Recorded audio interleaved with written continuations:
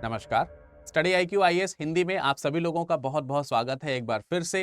History on map ये कार्यक्रम लगातार आप लोग पसंद कर रहे हैं और इसी वजह से इसी उत्साह से मैं अगली कड़ी लेकर के आपके समक्ष हाजिर हुआ हूँ।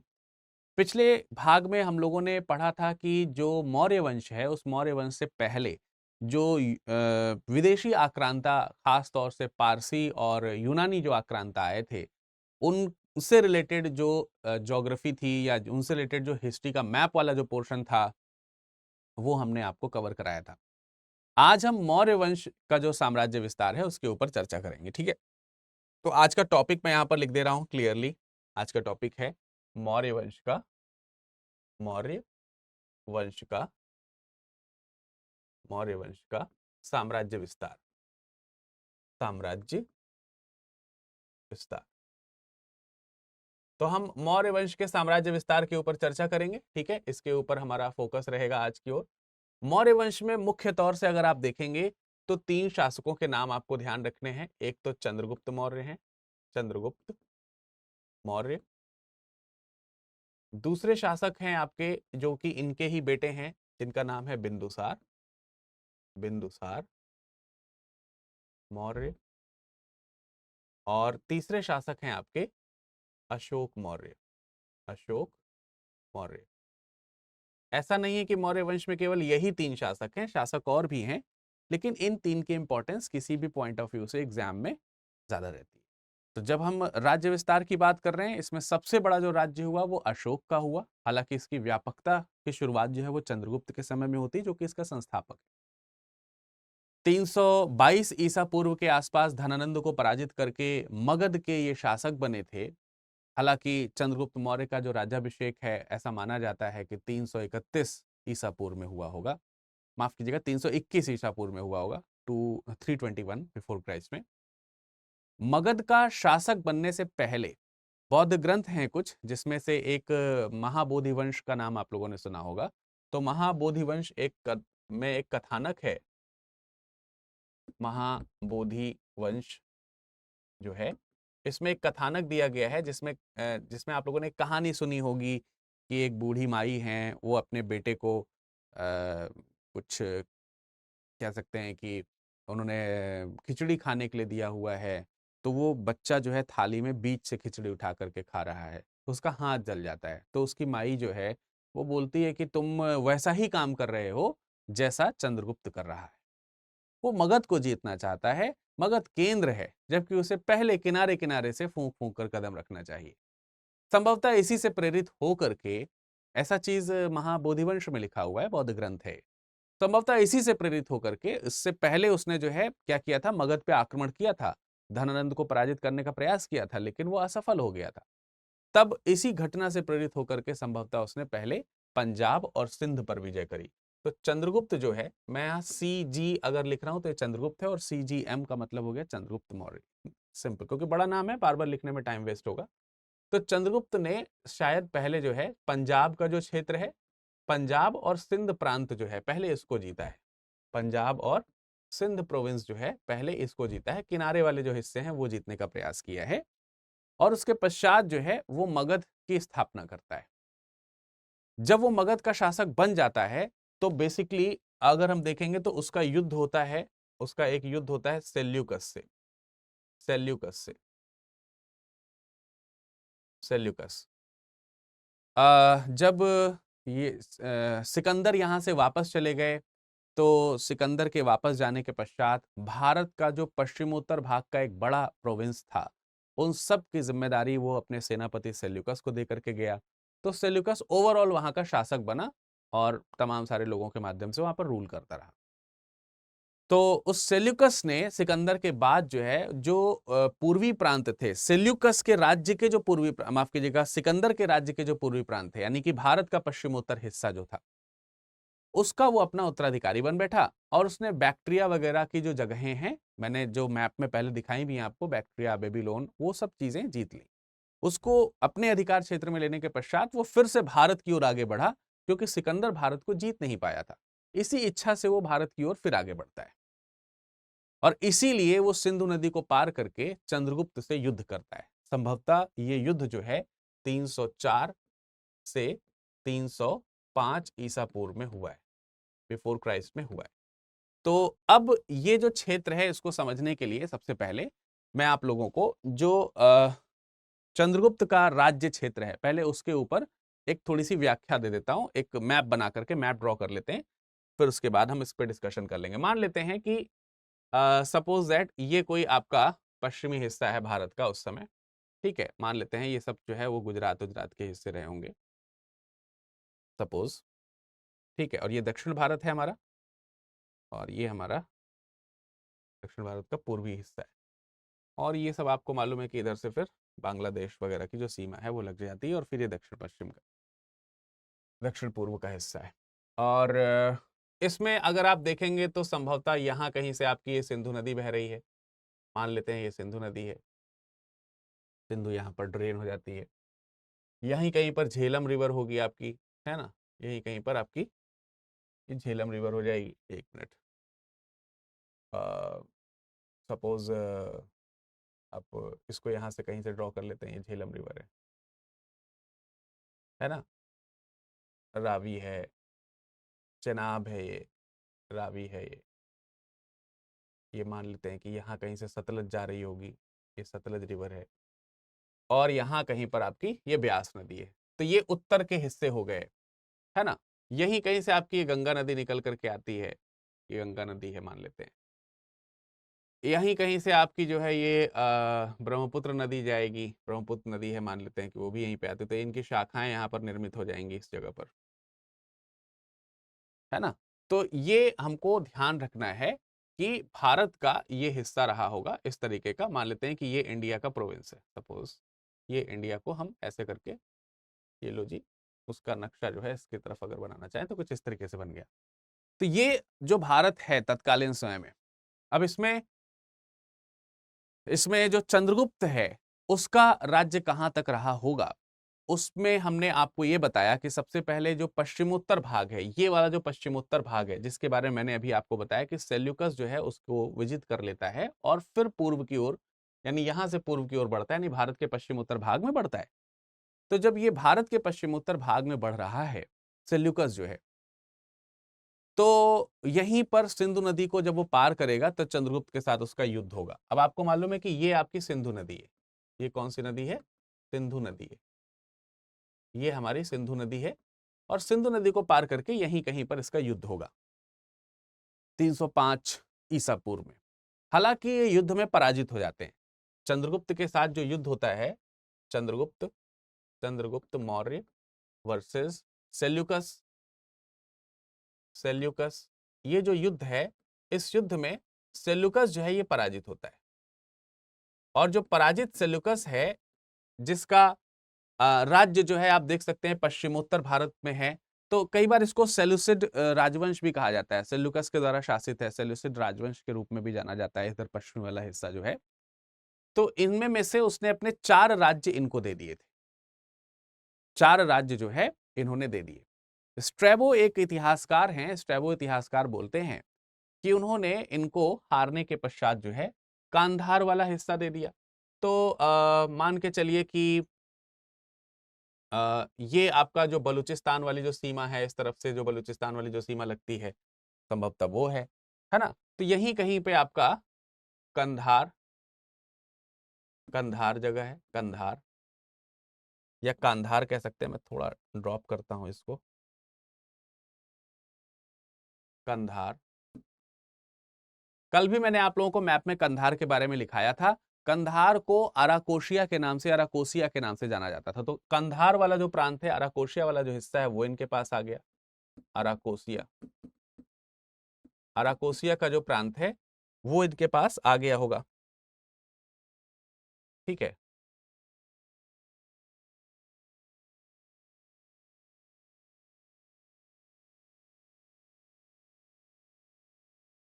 यहां पर अगर हम बना रहे हैं तो मान लेते हैं यहां कहीं पे ये कांधार है, ये जिसको हम लोग अराकोसिया बोल रहे हैं, ठीक।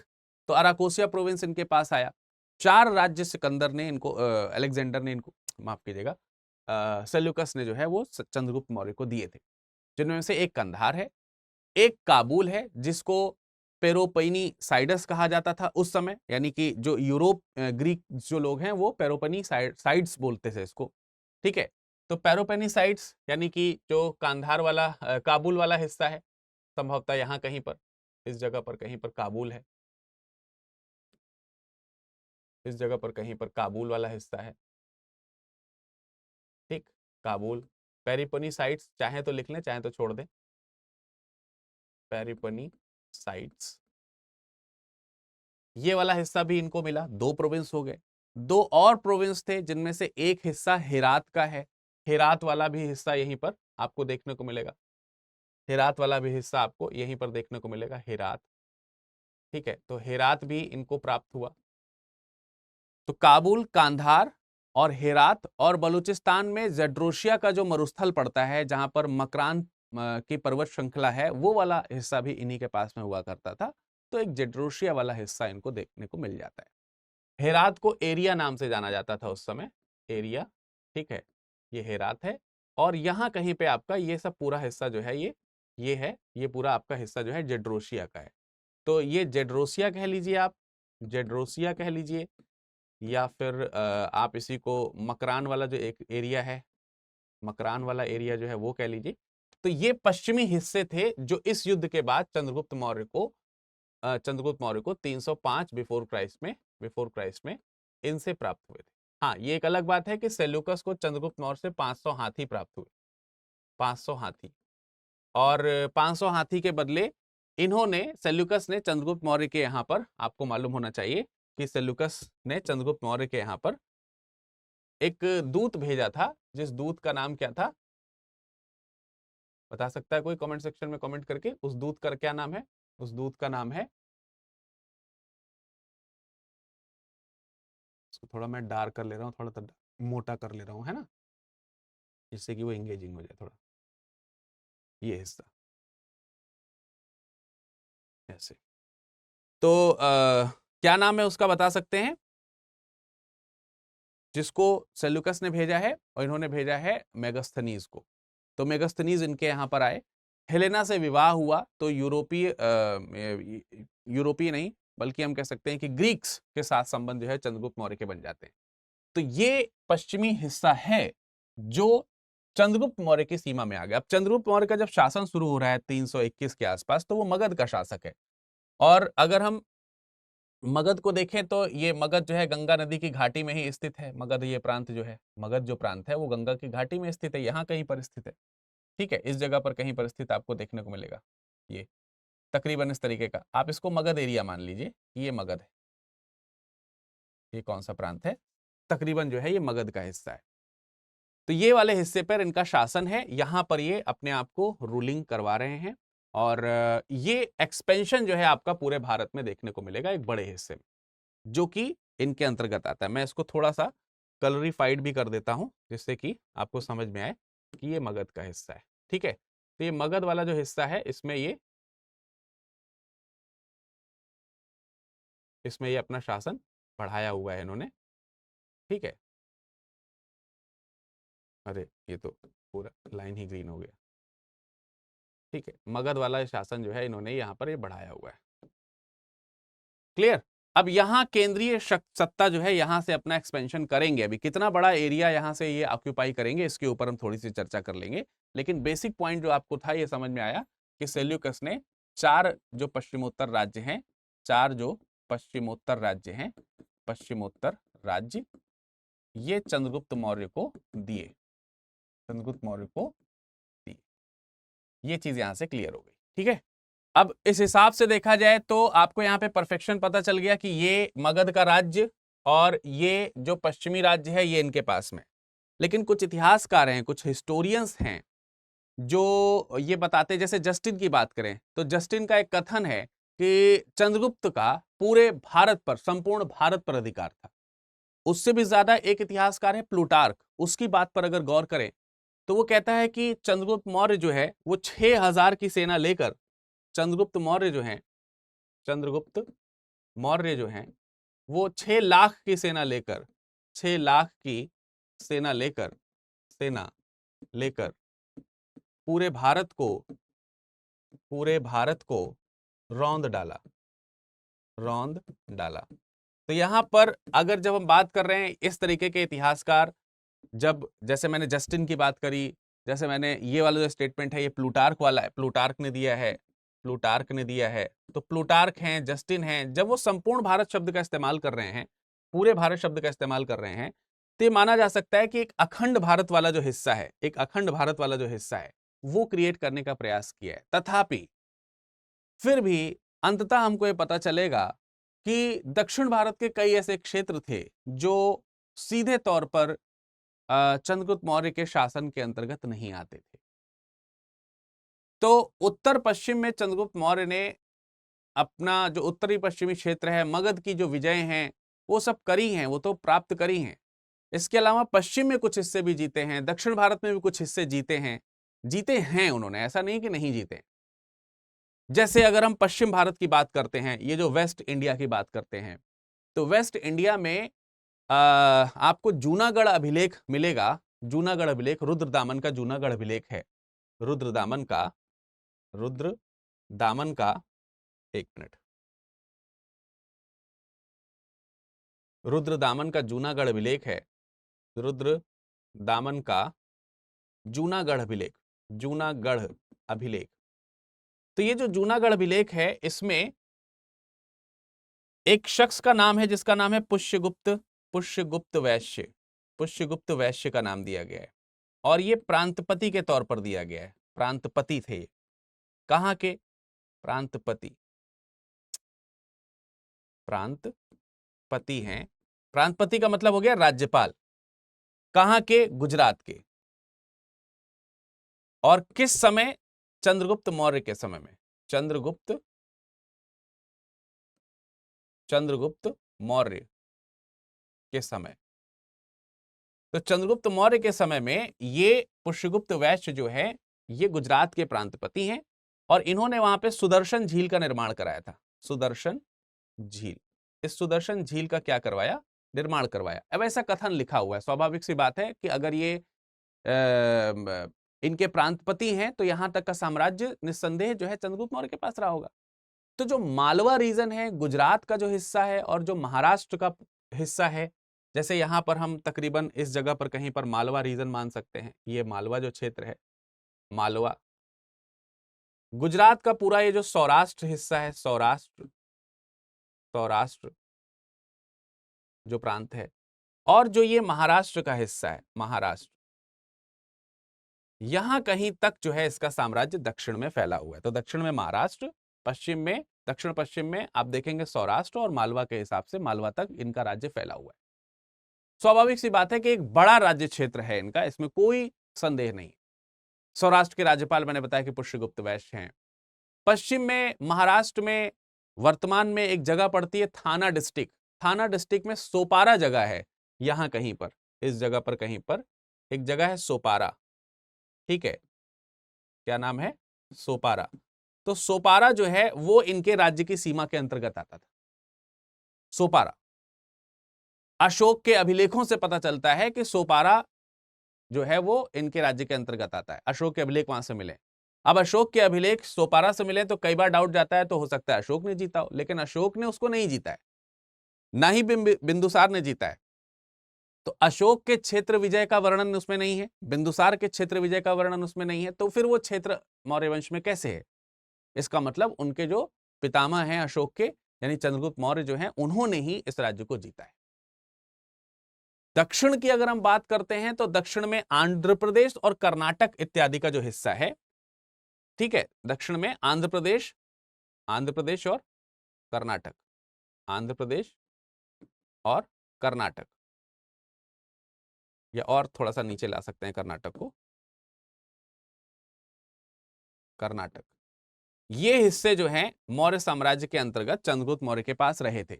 लेकिन आंध्र प्रदेश और कर्नाटक का उत्तरी भाग रहा होगा, दक्षिणी भाग नहीं रहा होगा, क्योंकि उस समय दक्षिण में कुछ दूसरे राज्य जो हैं वो शासन किया करते थे, उनका वहां पर राज्य विस्तार हुआ करता। बहरहाल हमको दक्षिण में कर्नाटक और आंध्र प्रदेश तक, यानी दक्कन विजय जो है वो इन्होंने करी है, और संभवतः दक्कन विजय करने वाला चंद्रगुप्त मौर्य जो है वो पहला शासक है जिन्होंने साउथ को जीता हुआ है। दक्षिण में, ठीक है। पहला सम्राट रहा होगा, दक्षिण विजय करने वाला पहला सम्राट रहा होगा, अशोक के अभिलेखों से ऐसा पता चलता है। साथ ही साथ तमिल के कुछ ग्रंथ हैं, जैसे अहनानूर एक ग्रंथ है, मुरनानूर ग्रंथ है। तो अहनानूर ग्रंथ की बात माने, अहनानूर, मुरनानूर, ये सब तमिल ग्रंथ हैं। ये सब कौन से ग्रंथ हैं? तमिल ग्रंथ हैं। इन तमिल ग्रंथों में भी ये बात लिखी हुई है कि जो आंध्र प्रदेश और कर्नाटक तक जो सीमा है वो इनकी लगती है चंद्रगुप्त मौर्य की। तो ये भी हमको पता चल रहा है। इसके अलावा उसने जो कश्मीर वाला प्रांत है, जो कश्मीर वाला हिस्सा है, वो भी जीता है।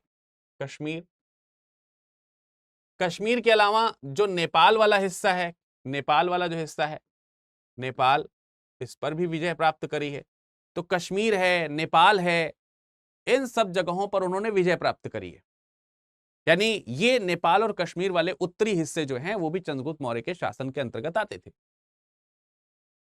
इसके अलावा पूर्व में, मगध से पूर्व में बंगाल वाला जो हिस्सा है, बंगाल वाला जो हिस्सा है, बंगाल वाला जो हिस्सा है जो अब पश्चिम बंगाल और बांग्लादेश को मिलाकर के बनता है, इस हिस्से को भी उन्होंने विजित किया है, पूरा का पूरा हिस्सा। तो इस तरीके से काफी बड़ी कह सकते हैं कि इनकी राज्य, इनकी सीमा रही है। फिर बिंदुसार और अशोक जो हैं वो इस राज्य को संभाल करके रखते हैं, यानी बिंदुसार और अशोक ने ये सारे राज्य नहीं जीते, ये सारे राज्य जो हैं वो चंद्रगुप्त की सीमा के अंतर्गत आते हैं। तो बेसिकली हमको ये पता चला कि उत्तर में इनकी जो सीमा है, नॉर्थ में इनकी जो सीमा है, वो काबुल और हेरात तक फैली हुई है। काबुल और हेरात तक पश्चिम उत्तर में। यहां भारत के उत्तरी भाग में कश्मीर तक फैली हुई है। पूर्व में देखेंगे तो बंगाल तक फैली हुई है। पश्चिम में देखेंगे तो आपका जेड्रोशिया तक फैली हुई है। दक्षिण पश्चिम में सौराष्ट्र तक फैली हुई है। और दक्षिण में आंध्र और कर्नाटक तक इनकी काफी बड़ी सीमा का विस्तार है, जो चंद्रगुप्त मौर्य की सीमा के अंतर्गत आता है। महावंश में यह लिखा गया है कि इनकी सीमा जम्बू द्वीप तक है। महावंश में ऐसा लिखा गया है। साथ ही साथ मुद्रा राक्षस एक रचना है, जिसमें चंद्रगुप्त मौर्य का जो साम्राज्य है उसको चतुर समुद्र पर्यंती बोला गया है। चतुर समुद्र पर्यंती। तो ये एक बड़ा राज्य विस्तार हमको देखने को मिलता है। अब इसको हम ओवरऑल अगर ड्रॉ करने का प्रयास करें तो ऐसे मान के चलिए कि लगभग जो है इस तरफ का जो ये हिस्सा है, ऐसा करके ये जो मैं बना रहा हूं अभी, ये वाला पूरा का पूरा हिस्सा शायद ये रहा होगा, ऐसे करके ये पूरा का पूरा हिस्सा रहा होगा इनके पास, चंद्रगुप्त मौर्य का ये पूरा का पूरा प्रांत इस तरीके का इनके पास रहा होगा। तो अब इसको पूरा एक साथ मैंने ड्रॉ इसलिए किया है कि हम इसको बाहर ला करके एक बार कलर्ड करके आपको मैं एक एरिया दिखा देता हूं कि कहां तक वो हिस्सा रहा होगा।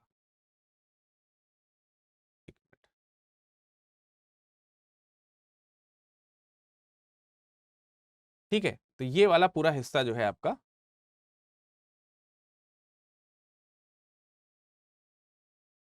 एक मिनट रुकिए, अब क्या हम इस हिस्से को इधर ला सकते हैं? जी हाँ, बिल्कुल। तो इसको मैं यहाँ पे सेट कर देता हूँ। थोड़ा लाइट रखना चाहिए था मुझे इसको शायद थोड़ा सा, परंतु एक बड़ा सा साम्राज्य आपको देखने को मिला।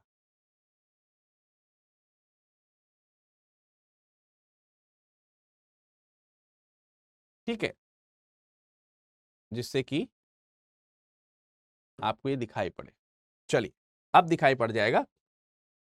तो ये वाला जो पूरा का पूरा हिस्सा है, ये वाला जो पूरा का पूरा प्रांत है, ये आप देखेंगे कि किसके इलाके में आ जाएगा? चंद्रगुप्त मौर्य के इलाके में पूरी तरीके से समर्पित रहेगा। तकरीबन इस तरीके का ये है पूरा चंद्रगुप्त मौर्य का शासन। ये पूरा चंद्रगुप्त मौर्य की सीमा है, जो आपको साउथ में थोड़ा और नीचे तक हम ला सकते थे, कोशिश करते हैं लाने की। मैं इसको, इस मैप को यहां से थोड़ा सा ऐसे विस्तारित कर देता हूं, ऐसे करके ये इसको और कनेक्ट कर देगा, और जब इसको और कनेक्ट कर देगा तो यहाँ पर एक सीमा क्रिएट हो जाएगी, बाउंड्री क्रिएट हो जाएगी। अब वो बाउंड्री क्या है वो मैं आपको बता देता हूं। जैसे कि ये वाली सीमा है पूरी, ये वाली सीमा इसमें और जुड़ जा रही है। ऐसा इसलिए मैं बना रहा हूं क्योंकि इसके इधर वाला जो हिस्सा है, ये वाला जो हिस्सा है, ये चंद्रगुप्त मौर्य के शासन में नहीं है। ये वाला जो प्रांत है, ये वाला जो प्रोविंस है, ये चंद्रगुप्त मौर्य के अंदर अंतर्गत नहीं आता है, क्योंकि ये कलिंग का हिस्सा है। ये किसका हिस्सा है? ये आपका समथिंग कलिंग का हिस्सा है। तो ये कलिंग प्रोविंस है, ये कलिंग है। कलिंग जो है ये इनके राज्य की सीमा के अंतर्गत नहीं आता है, लेकिन बाकी का जो राज्य है, बाकी का जो हिस्सा है, वो इनके राज्य की सीमा के अंतर्गत आ रहा है, जो मैंने आपको यहां पर बताया। तो ये है चंद्रगुप्त मौर्य का शासन, जो है चंद्रगुप्त मौर्य का शासनकाल पूरा, जो हमने यहां पर मैप में देखा। ठीक है, चंद्रगुप्त मौर्य के बाद अब अगर हम दूसरे शासकों की बात करें तो उसमें नाम जो है आपका बिंदुसार का आ जाएगा। दूसरा नाम किसका है? बिंदुसार का है। देखिए दक्षिण वाला हिस्सा इसमें इंक्लूडेड नहीं, ये बात ध्यान रखेंगे। दक्षिण में केरल तमिलनाडु वाला जो हिस्सा है वो चंद्रगुप्त के शासनकाल के अंतर्गत नहीं आता है। बिंदुसार की अगर हम बात करें, बिंदुसार जिसने कि तकरीबन 298 ईसा पूर्व के आसपास तक शासन किया, के आसपास से शासन की शुरुआत करी 298 से, 298 बिफोर क्राइस्ट से लेकर के 273 बिफोर क्राइस्ट के आसपास, 273 273 बिफोर क्राइस्ट के आसपास तक जिसका शासन था। इस बिंदुसार के शासन की अगर हम बात करें तो बिंदुसार ने, ऐसे एक तिब्बती इतिहासकार हैं जिनका नाम है तारानाथ, तो तारानाथ कहते हैं कि बिंदुसार ने तकरीबन 16 नगरों के राजाओं को पराजित किया, तो 16 नगरों को विजित किया और अपने राज्य को पूरब से लेकर के पश्चिम तक उसने फैलाने का प्रयास किया। दोनों समुद्रों के बीच का भाग उसने जीत लिया, लेकिन उसमें दिक्कत यह है कि वो कौन से हिस्से विजित किए गए हैं, ये तारानाथ जी ने नहीं बताया है। हाँ, दिव्यावदान में यह जरूर कहा गया है कि तक्षशिला में बिंदुसार के समय में 2 विद्रोह हुए थे। डेफिनेटली उस समय जो तक्षशिला वाला जो हिस्सा है, तक्षशिला वाला ये जो हिस्सा होगा, यहां पे कहीं पे तक्षशिला है, तक्षशिला, ये तक्षशिला वाला हिस्सा निस्संदेह जो है, क्योंकि चंद्रगुप्त के समय में भी था, तो ये बिंदुसार के समय में भी रहा होगा। और इसीलिए आपने देखा होगा कि जो अशोक हैं उनको एक बार यहां के विद्रोह दबाने के लिए भेजा भी गया था। तो बिंदुसार को स्किप करके हम सीधा अशोक की तरफ पढ़ते हैं और अशोक के राज्य को समझने का प्रयास करते हैं। ठीक है, एक बार हम अशोक के साम्राज्य को समझने का प्रयास करेंगे। अब अशोक का जो शासनकाल है वो थोड़ा सा हम पहले देख लें। अशोक का शासनकाल 273 से 226 ईसा पूर्व का माना जाता है, क्योंकि आपने यहां पर देखा कि 273 तक इन्होंने शासन किया है, तो 273 से लेकर के 226 ईसा पूर्व तक, बिफोर क्राइस्ट तक जो है इनका शासनकाल हमको देखने को मिलता है अशोक का। माफ कीजिएगा, 226 नहीं है, 236 होना चाहिए। 236 ईसा पूर्व तक इन्होंने यहां पर शासन किया है। अब एग्जैक्टली 273 से इनका कोरोनेशन नहीं हुआ, क्योंकि माना जाता है कि अशोक जब गद्दी पर बैठे तो कुछ वहां पर आरंभिक जो है कुछ उहापोह की स्थितियां थी। राज्याभिषेक इनका 269 बिफोर क्राइस्ट में हुआ है। तो जो राज्याभिषेक है वो कब हुआ है? राज्याभिषेक 269 269 बिफोर क्राइस्ट। तो अगर आप एकदम कोरोनेशन से चाहते हैं कि उनका राज्यकाल शुरू किया जाए तो 269 तो 269 ईसा पूर्व से शुरू होगा। सम्राट बने उससे पहले ही अशोक जो हैं वो तक्षशिला और अवंती प्रांत के राजकुमार हुआ करते थे या शासक हुआ करते थे। तो चलिए उनके उनके प्रांत को भी एक बार हम यहां पर देख लेते हैं, एक बार ड्रॉ करने का प्रयास करते हैं। ठीक है, एक बार हम इनके प्रांत को भी, प्रोविंस को भी ड्रॉ करने का प्रयास करते हैं। तो फिर से वही भारत के नक्शे को हम बनाएंगे और पश्चिमी हिस्सा जो है वो बनाने का प्रयास मैं करता हूं। पश्चिमी हिस्सा जो है वो मैं बनाने का प्रयास करता हूं। मान लेते हैं कि ये कुछ आपका गुजरात वाला हिस्सा है, ये सौराष्ट्र जिसको कह सकते हैं, सौराष्ट्र वाला प्रोविंस है। और ये दक्षिण भारत हो गया, और ये आपका दक्षिण पूर्वी भारत हो गया।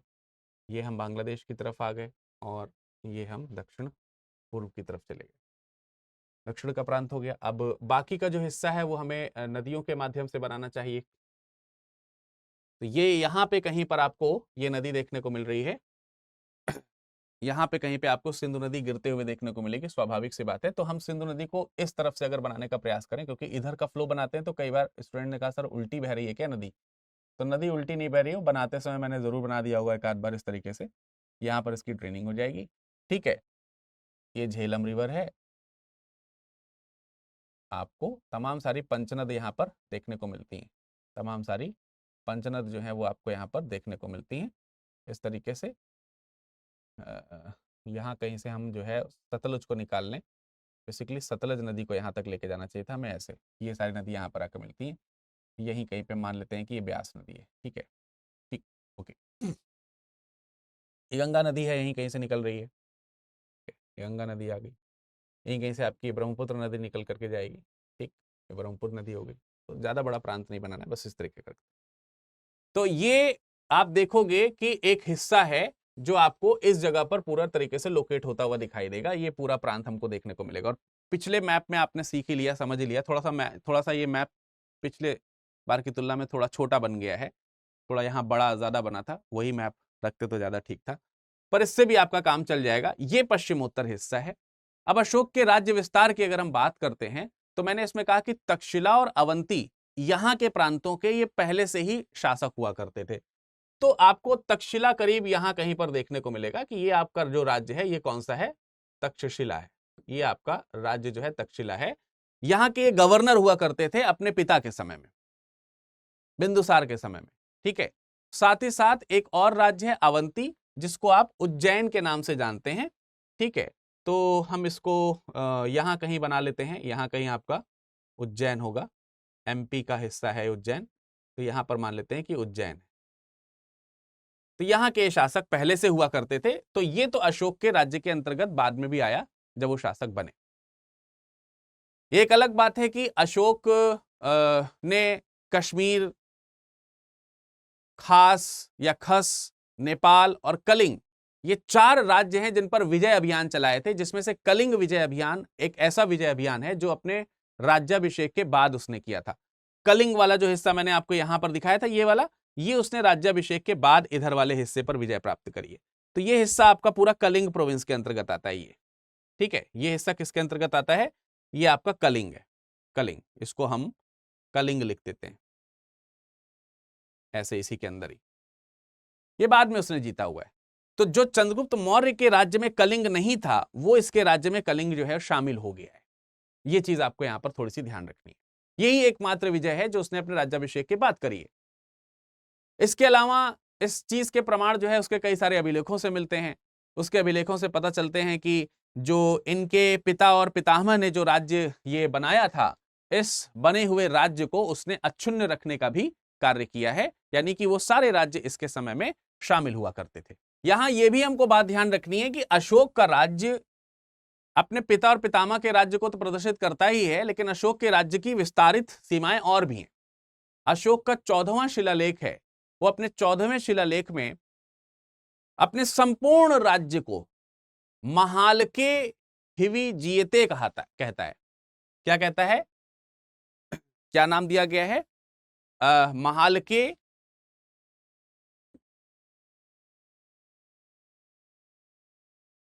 हिवि जिते। ये इसने अपने 14वें शिलालेख में अपने साम्राज्य विस्तार के लिए लिखा हुआ है शब्द, 14th शिलालेख में ये शब्द लिखा हुआ है अपने साम्राज्य के लिए। इसका अर्थ हुआ कि इनका साम्राज्य यानी मेरा साम्राज्य बहुत विस्तारित है, बहुत वृहद साम्राज्य है, बहुत विशाल साम्राज्य है, ये कहना का मतलब है।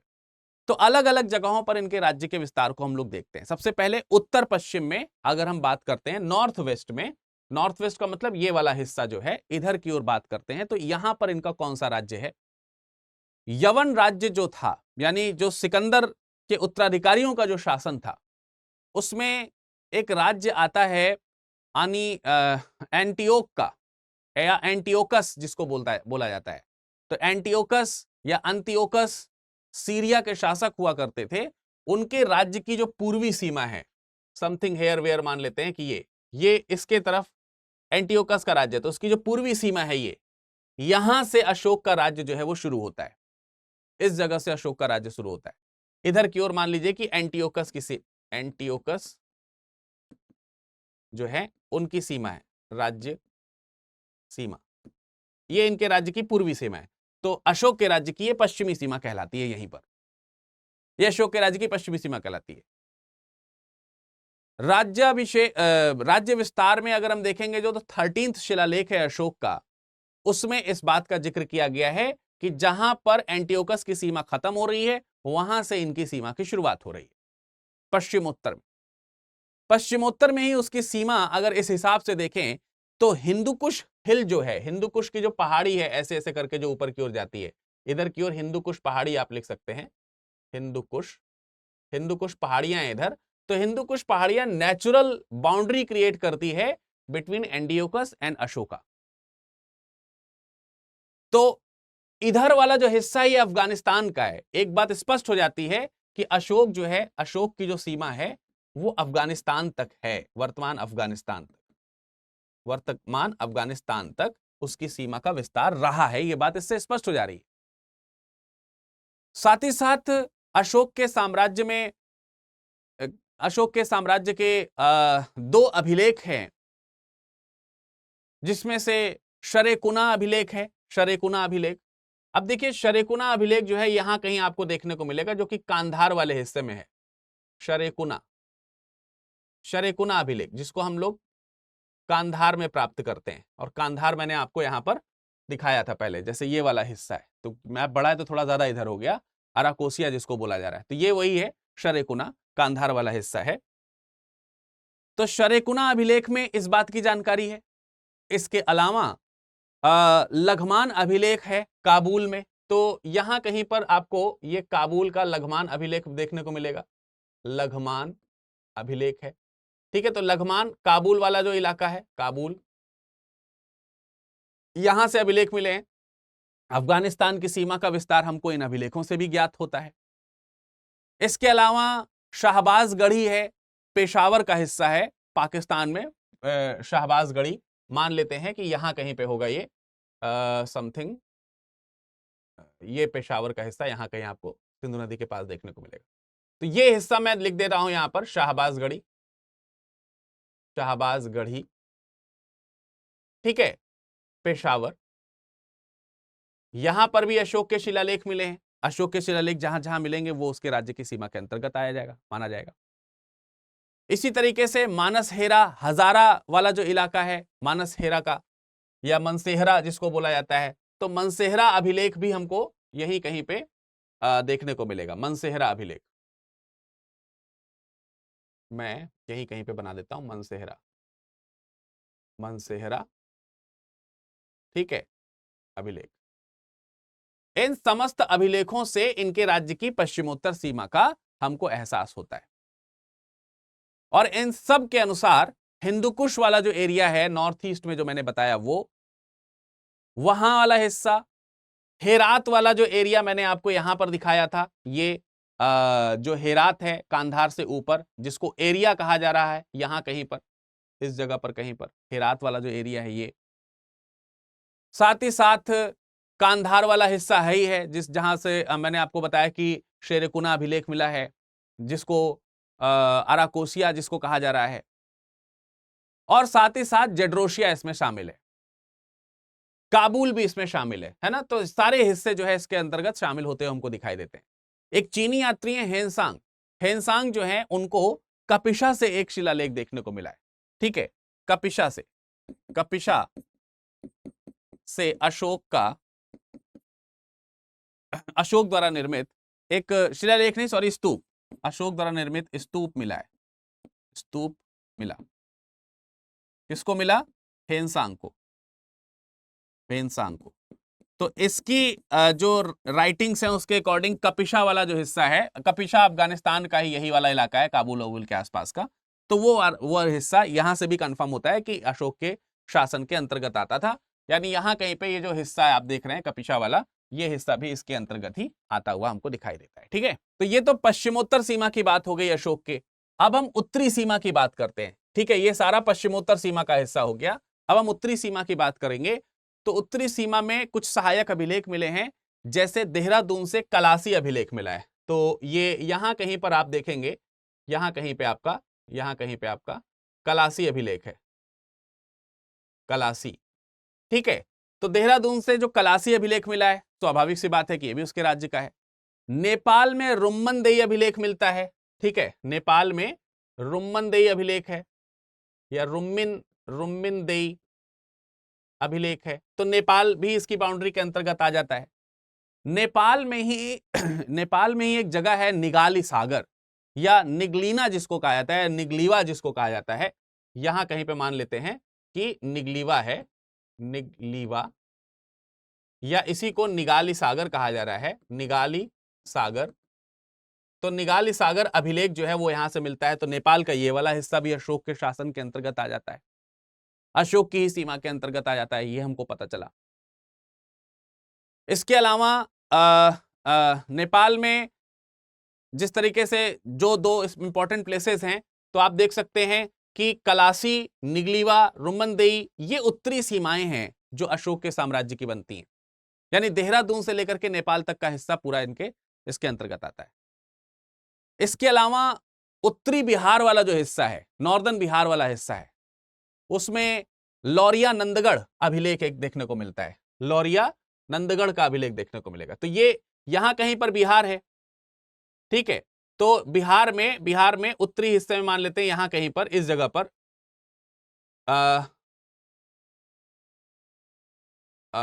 यही हिस्सा मान लेते हैं, कुछ इसी के आसपास का हिस्सा मान लेते हैं। लौरिया नंदगढ़ वाला जो इलाका है वो यही मान लेते हैं कि यही कहीं होगा, लौरिया नंदगढ़ का इलाका है। इसी उत्तरी बिहार में लौरिया नंदगढ़ के अलावा लौरिया अरराज इलाका भी आपको देखने को मिलेगा, ठीक है। लौरिया अरराज, इसी के ठीक नीचे आपको यहां पर कहीं पर मान लेते हैं कि ये है लौरिया अरराज। तो लौरिया अरराज वाला हिस्सा जो है वो भी हमको इसी उत्तरी बिहार वाले हिस्से में देखने को मिलता है। और इसी उत्तरी बिहार वाले हिस्से में रामपुरवा अभिलेख भी देखने को मिलेगा, वो भी आप यहीं पे कहीं पे नोट कर लीजिए, रामपुरवा अभिलेख, रामपुरवा अभिलेख। तो ये तीन अभिलेख उत्तरी बिहार वाले हिस्से से मिले हैं, नॉर्दर्न बिहार वाले हिस्से से मिले हैं। ये आपका नेपाल वाला हिस्सा देखने को मिल रहा है, ये नेपाल वाला हिस्सा हो गया, है ना। इधर आपका ये नेपाल हो गया, नेपाल हो गया। इधर आपका ये जो है सारे हिस्से जो आपको दिखा रहा हूं, ये उत्तरी बिहार वाले हिस्से हो गए, ठीक है। इधर वाला जो हिस्सा मैंने आपको दिखाया, ये सारे जो हिस्से आपको मैंने दिखाए, ये कहीं ना कहीं आपके पश्चिमोत्तर जो सीमा है, पश्चिमोत्तर सीमा जो है उसको रिप्रेजेंट करता है। और अफगानिस्तान वाली जो सीमा है, अफगानिस्तान, पाकिस्तान वाले जो इलाके हैं वो इसके अंतर्गत आ जाते हैं। ये उत्तरी सीमा है, ये उत्तरी सीमा है जो इधर मैंने आपको दिखाई, इस तरफ, ठीक है। ये उत्तरी सीमा मैंने आपको इधर की तरफ दिखाई। इसी तरीके से कल्हड़ ने राजतरंगिणी लिखी है और उसमें बताया है कि कश्मीर अशोक के साम्राज्य का एक हिस्सा है।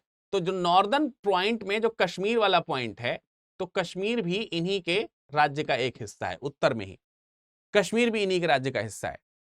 कश्मीर में रावी नदी के ऊपर, माफ कीजिएगा, झेलम नदी के ऊपर उसने श्रीनगर नगर स्थापित किया है। तो ये झेलम नदी जा रही है, ये झेलम है, इस तरफ ये जो दूसरी वाली नदी यहां पर देखने को मिल रही है, तो यहीं कहीं पर उसने जो है श्रीनगर बसाया हुआ है, श्रीनगर।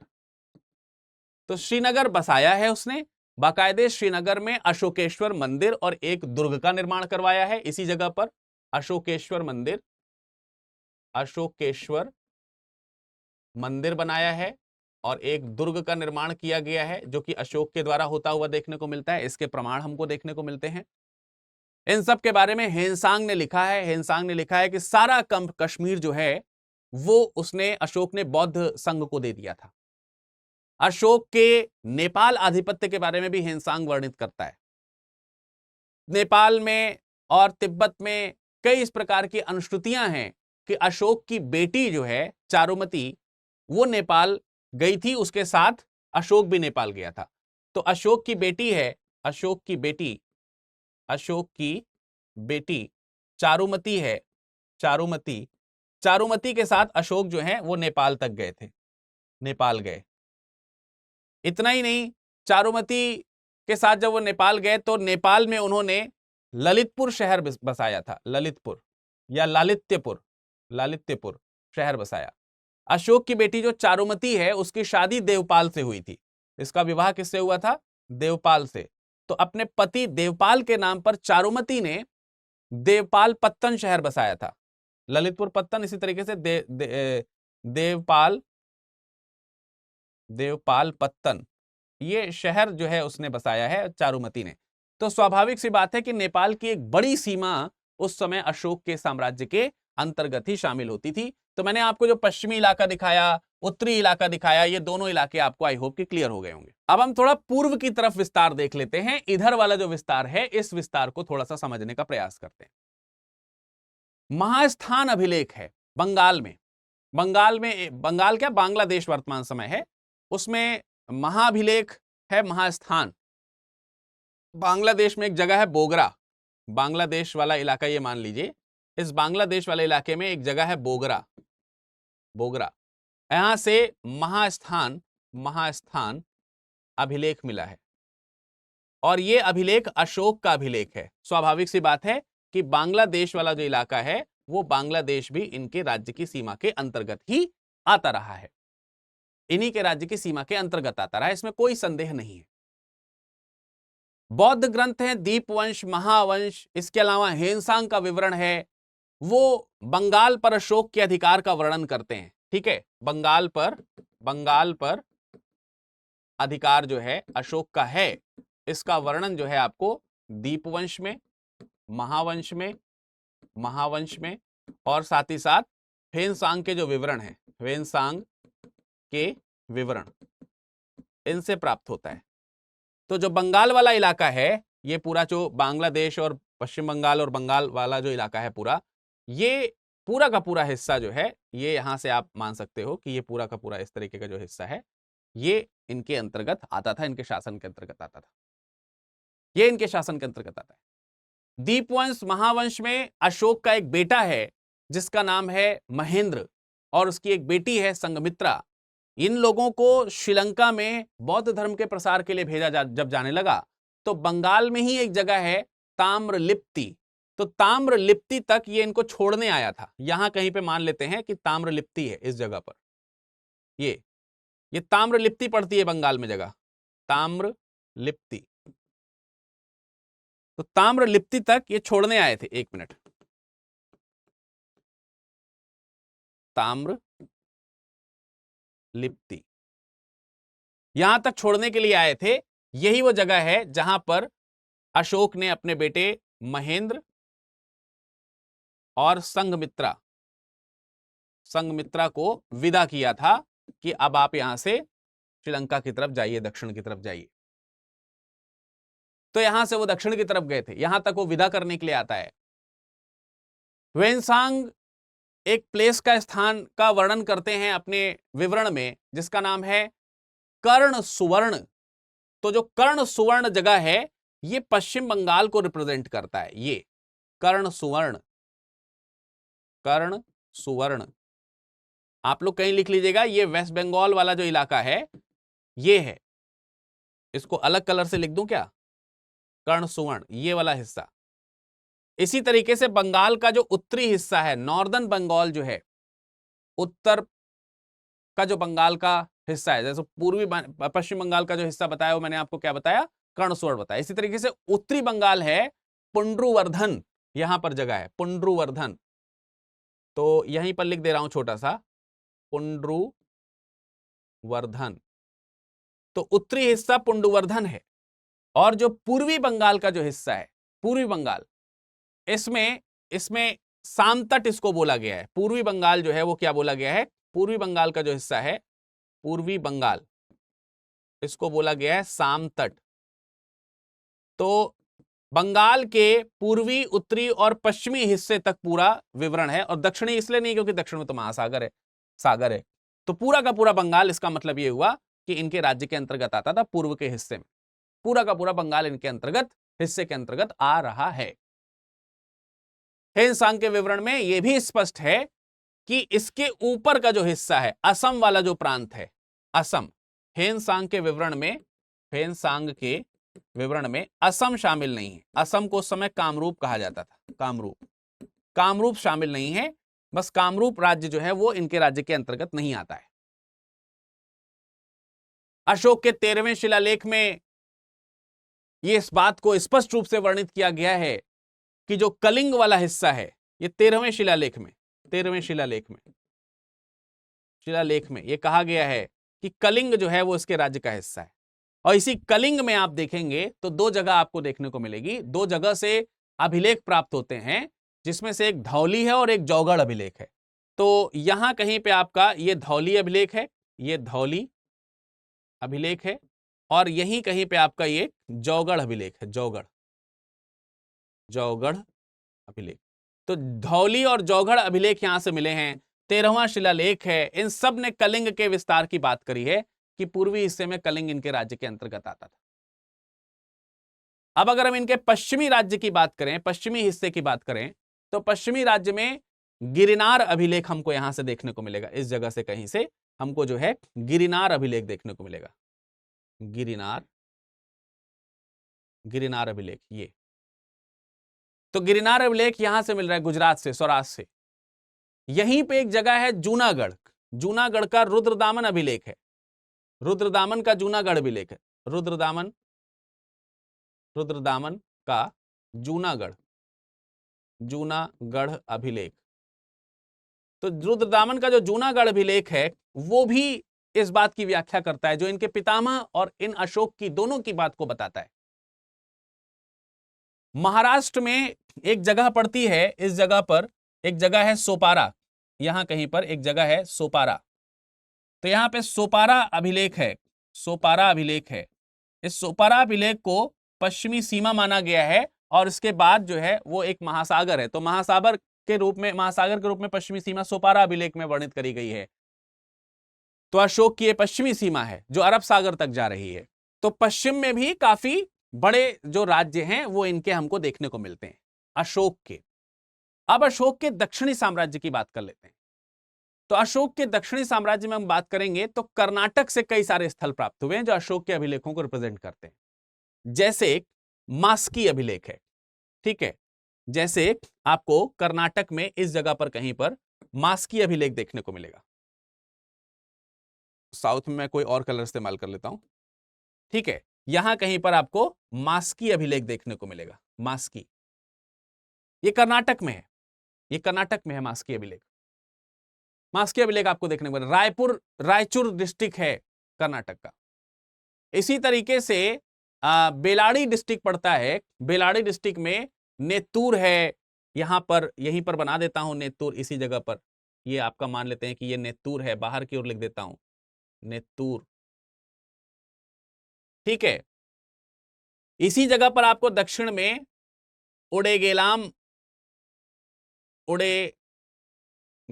अभिलेख भी देखने को मिलेगा। उडेगेलाम अभिलेख, ये भी आपका जैसे मास्की आपका रायचूर डिस्ट्रिक्ट में पड़ रहा है, उसी तरीके से बेलाड डिस्ट्रिक्ट में आपका नेत्तूर पड़ेगा और उडेगेलाम पड़ेगा।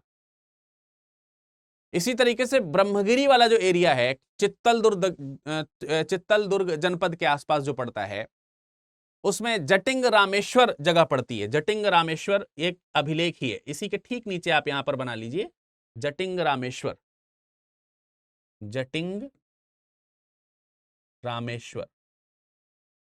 रामेश्वर अभिलेख। यहीं से आपको ब्रह्मगिरी अभिलेख देखने को मिलेगा, ब्रह्मगिरी अभिलेख देखने को मिलेगा, ठीक है। यहीं से आपको ब्रह्मगिरी, यहीं से आपको सिद्धपुर अभिलेख भी देखने को मिलेगा। इसी जगह से आपको सिद्धपुर अभिलेख देखने को मिलेगा, सिद्धपुर अभिलेख। तो ये तमाम सारे अभिलेख यहीं कहीं हैं, इसमें कोई अलग सी बात नहीं है। ये तमाम सारे अभिलेख यहीं से ही हैं, इसमें कोई अलग सी बात नहीं है। ये सब एक ही एरिया मिलते हैं, चित्तलदुर्ग के आसपास देखने को मिलते हैं। यहीं पे गोवीमठ है जो कि मैसूर जनपद के अंतर्गत आता है, गोवीमठ। तो ये मान लीजिए कि यहां कहीं पर आपका ये आपका गोवी मठ आएगा, गोवीमठ। और यहीं पर आपका इसी जगह पर मैसूर में ही आपका पालकी गुंडू ये भी एक अभिलेख है। तो आप देखिए गोवीमठ, ये सब ये आपके मैसूर के अंतर्गत आएंगे, ये आपके मैसूर के अंतर्गत आएंगे, मैसूर, ठीक है। तो मैसूर तक आप दक्षिण में ये राज्य विस्तार देख रहे हैं अच्छी तरीके से। आंध्र प्रदेश वाला जो इलाका है, कर्नाटक वाला इलाका है, वो तो आपने देखा था कि चंद्रगुप्त मौर्य के पास ही था। इसी तरीके से एक द्वितीय वृहत शिलालेख है जिसमें अशोक ने अपनी दक्षिणी सीमाओं के बारे में बताया है। उसने बताया कि हमारे दक्षिण सीमा पर चोल, पांड्य इत्यादि के राज्य हैं। चोल, पांड्य, ताम्रपर्णी ताम्रपर्णी श्रीलंका को कहा जा रहा है। ताम्रपर्णी ये राज्य है श्रीलंका, ये इनकी राज्य की सीमा में है। राज्य की सीमा मतलब यहां तक आती है, उसके बाद ये दूसरे राज्य पड़ते हैं, यानी कि ये ताम्रपर्णी इनकी सीमा राज्य की दक्षिण सीमा के पास पड़ता है, अर्थात इनके राज्य में शामिल नहीं है। चोल और पांड्य राज्य जो है वो भी इनकी सीमा दक्षिणी सीमा के नीचे पाए जाते हैं। यहां पर चोल और पांड्य राज्य पाए जा रहे हैं। चंद्रगुप्त मौर्य के समय में चोल पांड्य राज्य थोड़ा ज्यादा ऊपर तक पाए जाते थे, इनका विस्तार यहां से नीचे की ओर खिसक करके और नीचे तक आया है। तो एक विशाल जो साम्राज्य है दक्षिण भारत का, उसको अशोक ने ऑक्यूपाई किया है। तो अब अगर अशोक के राज्य, इस राज्य को अगर हम ऑक्यूपाइड करके यहां पे रखने का प्रयास करें तो उसकी रूपरेखा कुछ किस तरीके से तैयार होगी, मैं एक बार लाइन ड्रॉ करके देखता हूं। बन पाती है तो ठीक है, और नहीं बन पाती है तो वो भी ठीक रहेगा। ठीक है,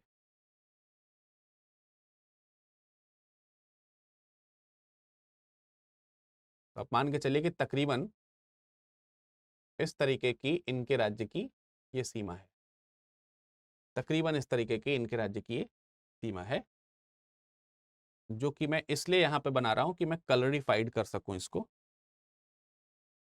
ऐसे। ठीक है, अब देखते हैं कि कलर हो पाता है कि नहीं।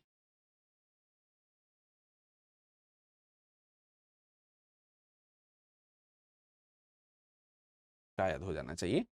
अब हम अशोक के राज्य की सीमा को अगर यहां पर प्रदर्शित करें तो ये इस तरह होनी चाहिए, और इस सीमा को अगर हम यहां पर किसी तरह लगाने का प्रयास करें तो देखते हैं लगता है या नहीं। लगभग इस तरीके का बन जाता है। तो ये है अशोक के राज्य की सीमा, ये है अशोक के राज्य की सीमा। इसी तरीके से शायद इधर भी मैंने बनाया था, तो बेटा देता हूं। तो ये अशोक के राज्य की सीमा है, ये चंद्रगुप्त मौर्य के राज्य की सीमा है। तो मैं इसको बड़ा बड़ा थोड़ा सा लिख देता हूं। Now it has been already cleared कि ये सम्राट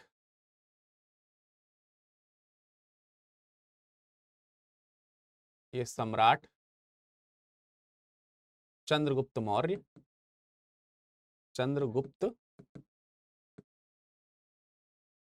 मौर्य का साम्राज्य है, चंद्रगुप्त मौर्य का साम्राज्य है ये। ठीक है, और ये जो है ये सम्राट अशोक का साम्राज्य है, सम्राट अशोक, ये सम्राट अशोक का साम्राज्य है जो आपको यहां पर देखने को मिलता है। इसमें कुछ छोटे मोटे अभिलेख हमको और भी देखने को मिलते हैं, जैसे मैं एक आध अभिलेख और लिख करके दिखा दे रहा हूं आपको। यहीं पर आपको राजस्थान के पास में भाब्रू अभिलेख देखने को मिलेगा, भाब्रू अभिलेख। यहां पर आपका ये भाब्रू अभिलेख है, इस जगह पर कहीं पर। यहीं पर आपको कौशांबी अभिलेख देखने को मिलेगा, कौशांबी, कौशांबी में इनकी रानी कौरवाकी का अभिलेख हमको देखने को मिलता है। यहीं पे आपको अहरौरा अभिलेख देखने को मिलेगा, अहरौरा अभिलेख, अशोक का अभिलेख है अहरौरा। यहीं पर आपको सांची स्तूप देखने को मिलेगा, सांची, इस जगह पर। इसी जगह पर आपको गुर्जर, इसी जगह पर आपको गुर्जर अभिलेख भी देखने को मिलेगा, गुर्जर, गुर्जरा जिसको बोलते हैं, गुर्जरा का अभिलेख यहां पर कहीं पर, इस जगह पर कहीं पर। ठीक है, यहां पर कहीं सांची है। तो ये और भी इंपॉर्टेंट जगह हैं जो अशोक के समय से को निर्धारित करती हैं। आई होप कि आपको ये पूरा का पूरा अशोक का साम्राज्य समझ में आ गया होगा, अशोक के साम्राज्य विस्तार के बारे में भी पता चल गया होगा। तो कैसी लग रही है आपको ये मैपिंग की क्लास, कमेंट सेक्शन में कमेंट करके जरूर बताइएगा। साथ ही साथ जाने से पहले मैं आप लोगों को क्लियर कर देना चाहता हूं कि 23 तारीख से एक बैच की शुरुआत हो चुकी है। सुबह 8 बजे ये क्लास हिंदी मीडियम में शुरू हुई है, इंग्लिश में भी सुबह 8 बजे शुरू हुई है पर 24 तारीख से, और 25 से 8 बजे इंग्लिश बैच में शुरुआत हो रही है। किसी भी बैच में आप एडमिशन ले सकते हो अपनी अपनी भाषा के अनुसार। आपको कोड यूज करना है विरद लाइव, ठीक है, और ऐसा करने से आपको 24,999 रुपए की के अंतर्गत ये प्रीलिम्स टू इंटरव्यू बैच मिल जाएगा, जिसमें अद्वितीय सुविधाएं उपलब्ध हैं। हाँ, इसमें ऑप्शनल आपको अलग से लेना पड़ेगा, उसमें भी आप विरद लाइव कोड यूज कर सकते हैं, विरद लाइव कोड का इस्तेमाल कर सकते हैं, LIVE, ठीक है, इस कोड का इस्तेमाल कर सकते हैं। हिंदी साहित्य हिंदी में होगा, ऑब्वियस सी बात है, बाकी सारे बाइलैंग्वेज हैं। अगर आप कोर्स नहीं परचेज कर रहे हैं तो टेस्ट सीरीज परचेज कर सकते हैं। टेस्ट सीरीज का भी एक अलग से बैच स्टार्ट हो चुका है, मतलब आपको टेस्ट मिलेगा और उसमें रिकॉर्डेड वीडियोस और पीडीएफ इत्यादि सब मिलेंगी। 22 नवंबर से बैच की शुरुआत हो चुकी है, आप इसमें भी एनरोल कर सकते हैं और इसमें एनरोल करने के लिए भी आप विरद लाइव कोड का इस्तेमाल कर सकते हैं। 3999 में आपको ये कोर्स मिल जाएगा। साथ ही साथ अगर आप सेट ऑफ 18 बुक्स को ऑर्डर करते हैं तो आपको 10% एक्स्ट्रा डिस्काउंट के साथ में आपको ये कोर्स मिल जाएगा, उसमें भी आपको विरद लाइव कोड का इस्तेमाल करना है। इसके अलावा सेट ऑफ 5 भी है। सेट ऑफ 5 ये आपका एनसीईआरटी का है, एनसीईआरटी का है। हिंदी इंग्लिश दोनों में ये किताबें हैं, जिसमें आप ऑर्डर करेंगे उसी भाषा में ये किताब आपको मिल जाएगी। फिलहाल इस लेक्चर की पीडीएफ आपको कहां मिलेगी, आप सब लोग जानते हैं, कमेंट सेक्शन में बताइए जरा कहां मिलेगी इस पीडीएफ को, कहां प्राप्त कर सकेंगे। आप प्राप्त कर सकेंगे virad.dubey, ये हमारा टेलीग्राम और यही हमारा इंस्टाग्राम भी है, इंस्टाग्राम। तो टेलीग्राम पे हमारा पीडीएफ प्राप्त हो पाएगा आपको यहां पर इस लेक्चर का, और सोशली जुड़ने के लिए आप हमको इंस्टाग्राम में फॉलो कर सकते हैं। आप सभी लोगों का समय शुभ हो, इसी आशा के साथ, इसी उम्मीद के साथ आज लेते हैं अलविदा। फिर मुलाकात करेंगे अगले सत्र में, तब तक के लिए नमस्कार, धन्यवाद।